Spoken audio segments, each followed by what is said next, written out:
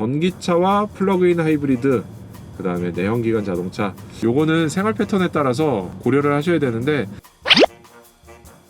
안녕하세요, 오토캐스트 이다일입니다. 오늘의 팩트체크, 과연 플러그인 하이브리드 PHEV 그리고 배터리 전기차 BEV 구분하기 위해서 이렇게 부르는데, 이 두 차들 중에 과연 플러그인 하이브리드 괜찮을까?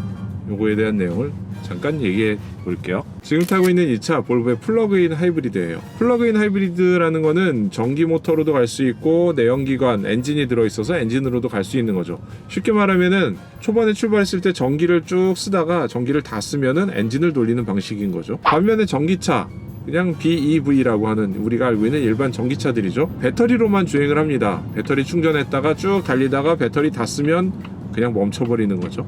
이 두 가지의 장단점이 있어요. 이 플러그인 하이브리드는 언제든 충전의 걱정을 없애고 달릴 수 있다는 게 장점인 거죠. 지금 타고 있는 이 차 볼보의 XC60 플러그인 하이브리드 같은 경우는 5시간 정도 완속 충전기에서 충전을 하면은 57km 정도를 배터리와 전기 모터만 이용해서 주행을 할 수가 있어요.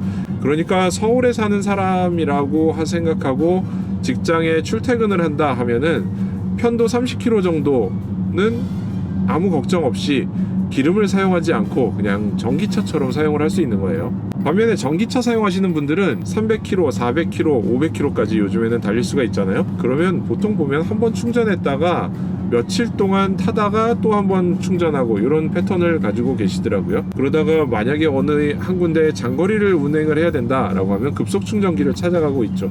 이 두 가지 자동차가 완전히 생활 패턴이 다른 분들에게 어울리기 때문에 여기에선 어떤 게 더 중요한지 한번 판단해 보시는 게 필요할 것 같습니다. 사실 이 플러그인 하이브리드는 우리나라 실정에 어울리지 않는다는 얘기도 있었어요. 미국 같은 경우는 토요타 프리우스를 바탕으로 플러그인 하이브리드를 보급하기 시작했었고, 예전에 쉐보레의 볼트 혹은 BMW i3 같은 경우도 뒤에다 엔진을 넣어서 장거리도 커버하게 만들어줬거든요. 그 당시에 전기차들이 뭐 불과 100km 남짓 달리던 시절이기 때문에 엔진을 넣어서 주행거리를 늘리자, 이런 컨셉이 있었던 차들이고요. 프리우스 같은 경우는 하이브리드가 워낙에 효율이 좋은 차였는데 여기에 플러그인 하이브리드를 넣어서 집에서 차고에서 각자 충전을 한 다음에 주행을 해보자 라고 해서 그런 차들이 나왔었죠. 한때 꽤 인기를 끌어서 이 차들이 미국 소비자들 사이에서는, 야, 프리우스 플러그인 하이브리드를 샀더니 6개월 동안 주유소를 한 번도 안 갔어, 이런 사람들이 등장하기 시작했어요. 그래서 이 플러그인 하이브리드가 사실상으로는 전기차의 단점은 보완하고 내연기관의 장점도 살려놔서 좀 더 이게 현실적으로 잘 어울리는 게 아니냐라고 할 수가 있는데, 우리나라에서는 약간 걸림돌이 있었어요. 이게 급속 충전이 안 되거든요. 완속으로만 충전을 해야 되니까 완속 충전기 보급이 더딘 상황에서는 이 플러그인 하이브리드가 사실상 굉장히 무거운 배터리와 모터를 그냥 붙이고 무거운 차를 타고 다니는 내연기관 차로 전락해버린 사례들이 초창기에 있었던 거죠. 근데 지금 같은 경우는 아파트나 뭐 어디 마트, 관공서 혹은 충전기 등등의 완속 충전기가 다 배치가 되어 있고요. 급속 충전기에도 완속 충전 커넥터가 따로 있는 데가 상당히 많이 있어요. 그러다 보니까 현실적으로 이 차는 우리나라에서도 꽤 괜찮은 대안이 되고 있는 거죠. 근데 여기서 중요한 차이점이 있습니다. 전기차 같은 경우는 우리나라에 지원금이 상당히 있잖아요. 5,500만 원까지는 100% 지원을 해주는데 약 1,000만 원대, 1,200만 원 정도까지 받을 수 있고, 이게 국가에서 지원해주는 보조금이 있고요, 지방자치단체에서 지원해주는 보조금이 있기 때문에 구입하는 지역에 따라서 다 달라요. 근데 뭐 1,000만 원대 이상 보조금을 받는 게 5,500만 원짜리 전기차고요.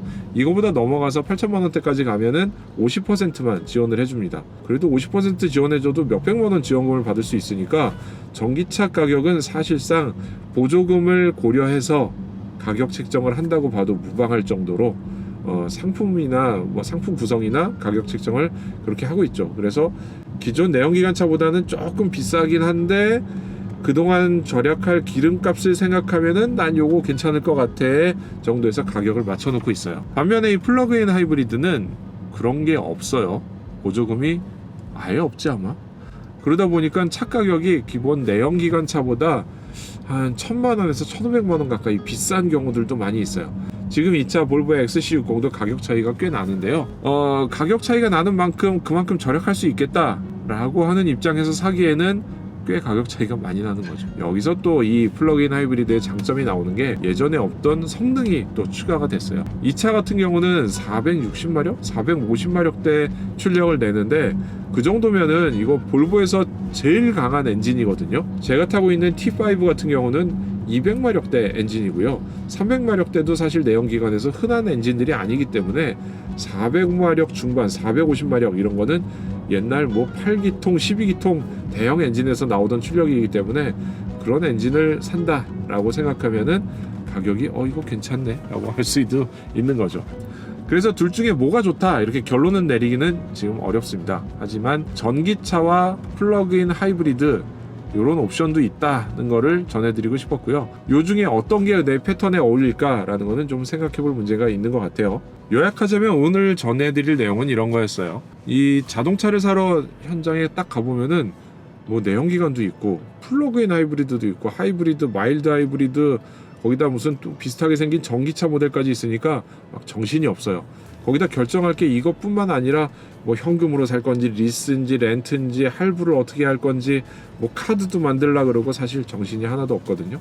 근데 요거 하나 보시면은 전기차와 플러그인 하이브리드 그 다음에 내연기관 자동차 어떤 패턴에 어울릴까 요거를 좀 설명해 드리고 싶어서 카메라를 켰습니다.